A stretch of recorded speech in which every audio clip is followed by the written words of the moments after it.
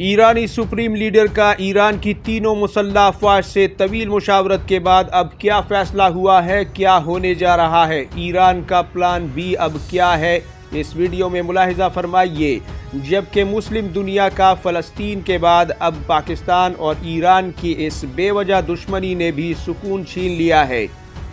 मुस्लिम दुनिया समेत चीन अब क्या करने जा रहा है, ईरान का इस प्लान बी का जवाब पाकिस्तान कैसे देगा, वीडियो में आखिर तक मुलाहिजा फरमाएं।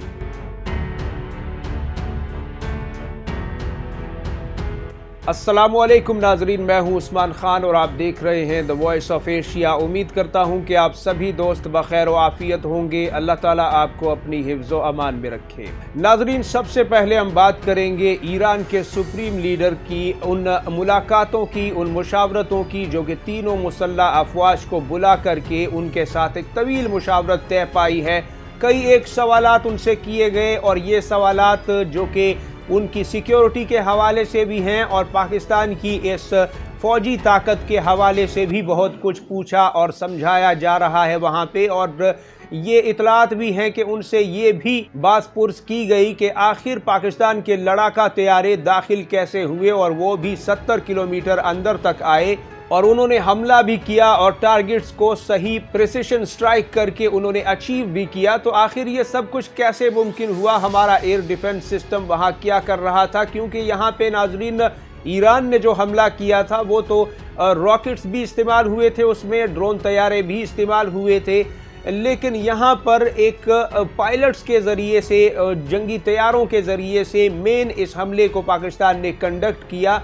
और इनमें बहुत से सवालात जो हैं वो ईरान की इन पासदारान इनकलाब की फ़ौज और उनकी जो यहाँ पर मौजूद इंस्टॉलेशंस हैं मिलिट्री की, उन पर अब सवाल खड़े हो रहे हैं कि आखिर आप लोग उस वक्त क्या कर रहे थे, क्या आपने उन्हें देखा नहीं, क्योंकि 70 किलोमीटर अंदर तक जाकर पायलट के ज़रिए एक जहाज़ का परवाज़ करना और वापस आना ये अलग बात होती है, जबकि एक वन वे मिसाइल या वन वे ड्रोन तैयारे का जाना और वापस ना आना ये एक अलग बात होती है। लिहाजा इस पर भी बात हुई और बात सोर्सेज के मुताबिक अब अगले एक्शन प्लान के हवाले से भी ईरान अपने आप को वाज़े करने जा रहा है। उम्मीद करते हैं कि ईरान किसी किस्म की कोई बड़ी गलती नहीं करेगा, कोई दोबारा ऐसी हिमाकत नहीं करेगा जिसका नुकसान मुस्लिम उम्मा को हो, क्योंकि ईरान दुश्मन मुल्क नहीं है, पाकिस्तान का दोस्त मुल्क है, पाकिस्तान का करीबी पड़ोसी मुल्क भी है और पाकिस्तान कभी भी ईरान के साथ दुश्मनी लेकर नहीं चला, तारीख में भी कभी नहीं।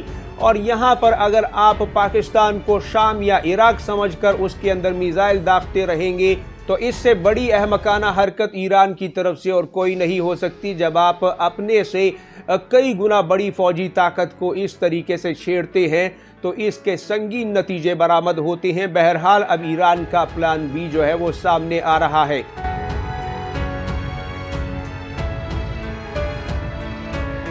इस ज़िम्न में नाजरीन मुस्लिम दुनिया की अगर बात करें तो मुस्लिम दुनिया इस वक्त शदीद हैरत ज़दा भी है, शदीद परेशान भी है, क्योंकि सिर्फ पाकिस्तान और ईरान का मामला नहीं है। आज एक और इस्लामी मुल्क ने भी हमला किया है शाम के अंदर और वो मुल्क है उर्दन, और उसने भी इसी तरह की एक मिलीजुली स्ट्राइक जो है, एक हमला जो है वो शाम की सरहदों के अंदर किया है। उससे पहले ये काम शुरू किया था ईरान ने शाम के अंदर हमला करके, फिर उसके बाद ईरान ने अरबेल के करीब एक हेडक्वार्टर को उड़ाया मिसाइलों से और इराक के अंदर हमला किया, फिर उसके बाद ईरान ने पाकिस्तान के अंदर हमला किया, फिर पाकिस्तान ने ईरान पर हमला कर दिया, अब आज उर्दन ने शाम पर हमला कर दिया। यानी वो जो सारी तवज्जो थी इसराइल की तरफ या हमास की उस जंग की तरफ, आप भी समझ रहे हैं इस चीज़ को कि आप जब सोशल मीडिया को खोलते हैं, देखते हैं तो आपको हर तरफ ईरान पाकिस्तान नज़र आ रहा है, आपको दूसरी तरफ जो हमास की जंग हो रही है फ़लस्तीन में इसराइल के ख़िलाफ़, उसकी तरफ अब आपकी तवज्जो कम मबजूल हो रही है, क्योंकि आपको अपनी रियासत का इंटरेस्ट सबसे पहले नज़र आ रहा है। यही वजह है कि अब उस जंग से तवज्जो हटाने के लिए बाज़ दुश्मन अनासिर मुसलमान मुल्कों को आपस में ही लड़वाना चाहते हैं, क्योंकि तारीख में पहली बार इसराइल की इतनी ठुकाई हुई है, इतनी बेइज्जती हुई है। लिहाजा अब वो जो है इस मुश्किल से, इस बदनामी से बाहर आने के लिए कोई महफूज रास्ता ढूंढना चाहता है। और उसे ये भी पता है कि तमाम तर इस्लामी ममालिक की हुकूमतें चाहे बरमला इजहार ना करें, लेकिन वो फ़लस्तीन के साथ खड़ी हैं। और इस बार फ़लस्तीन में मौजूद हमास ने उन्हें मुंह तोड़ जवाब दिया है। लिहाजा उनकी पोजीशन कमज़ोर करने के लिए और उनके हिमायतियों को आपस में ही लड़वाने के लिए ये एक बहुत बड़ी साजिश बड़े पैमाने पर हो रही है। और अफसोस के साथ कहना पड़ रहा है कि इस साजिश का सबसे पहला शिकार खुद ईरान बना है, क्योंकि शाम पर हमला, इराक पर हमला, पाकिस्तान पर हमला, आखिर ईरान को अपने रवैये पर सोचना चाहिए। ये सब खुद मुख्तार मुल्क हैं, इनकी अपनी सरहदें हैं, इनकी आवाम है, इनकी इज्जत है, इनकी एक प्रेस्टीज है, इनके अंदर मौजूद आवाम में एक हुब्बुल वतनी का जज्बा है। आप इन सब को नज़रअंदाज करके सिर्फ मिसाइल पर मिसाइल मार रहे हैं। ये कहाँ की अक्लमंदी हो सकती है? ये महज एक ट्रैप है जिसमें मुसलमान दुनिया आहिस्ता आहिस्ता फंसती चली जा रही है। और अल्लाह करे कि ये तमाम तर मामलात खुश उसलूबी से हल हो जाएं। पाकिस्तान भी इसका अब मज़ीद कोई जवाब ना दे, बल्कि ईरान के साथ बैठकर बातचीत करे और इस तमाम तर मसले को दो भाइयों के दरमियान होने वाली एक छोटी सी चपकलिश समझकर भुला दिया जाए। यही मुस्लिम उम्मा के लिए बेहतर है, क्योंकि तुर्की, पाकिस्तान या फिर ईरान या फिर आप अगर मिस्र की बात कर लें, अगर इनको बीच में से निकाल दे, सऊदी अरब को बीच में से निकाल दे, तो मुस्लिम दुनिया के 60 मुल्कों में बकाया ऐसी कोई बड़ी फौजी ताकत जो है वो नहीं है। लिहाजा इनको ही जिम्मेदारी का मुजाहरा करना होगा। और फिर सबसे ज़्यादा जिम्मेदारी पाकिस्तान पर भी आयद होती है। पाकिस्तान बड़ा भाई है, एक बड़ी फ़ौज है, एक बड़ी ताकत है। लिहाजा बड़ी जिम्मेदारी भी इस पर आयद होती है कि तहम्मुल का मुजाहरा करे और आवाम भी बिला वजह अपनी हुकूमत से इस तरह के मुतालबे ना करे। इन हालात की नज़ाकत को समझते हुए जिम्मेदारी का मुजाहरा करे, ख़ास तौर पर सोशल मीडिया पर।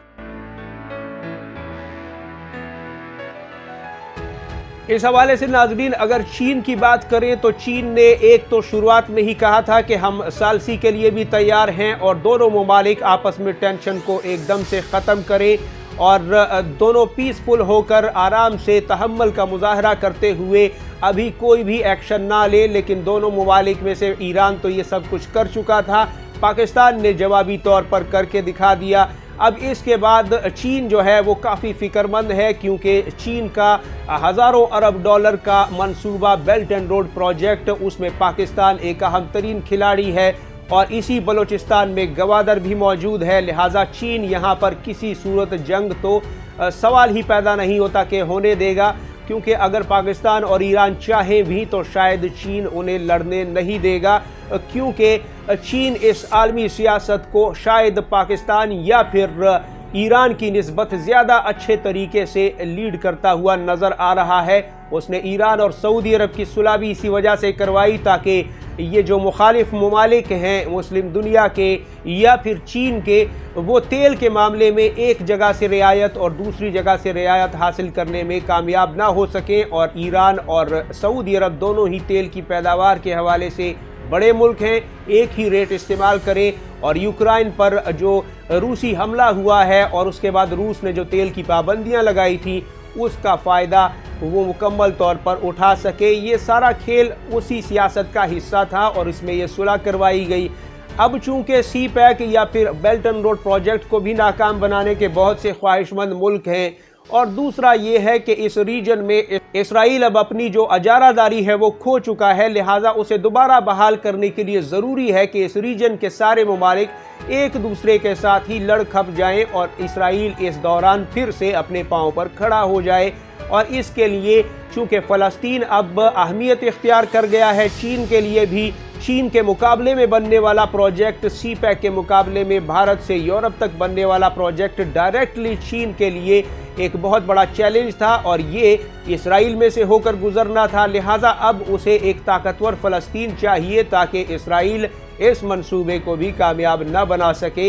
लिहाजा चीन इस हवाले से अब पाकिस्तान और ईरान की जंग तो किसी सूरत नहीं होने देगा। बस यही बात देखनी है कि अवाम और हुकूमतें इन दोनों मुल्कों की अपने अपने लेवल पे, अपनी अपनी सतह पर कितनी मैच्योरिटी का मुजाहरा करती हैं, कितना तहम्मुल से काम लेती हैं और वसी सोच का मुजाहरा करती हैं, क्योंकि मुस्लिम उम्मा को इसका नुकसान होगा। शायद पाकिस्तान भी रहे, शायद ईरान भी रहे, लेकिन जिस फ़लस्तीन के लिए हम सब आंसू बहा रहे थे, शायद हम सब उसी के मुजरिम बन जाएं, क्योंकि उसने ये सारा कुछ इन्हीं चंद एक मुल्कों के भरोसे पर किया है और वो अब तक लड़ रहा है। और अपनी आज़ादी की जंग में वो कम से कम मुसलमानों को आपस में लड़ता हुआ तो कभी नहीं देखना चाहता।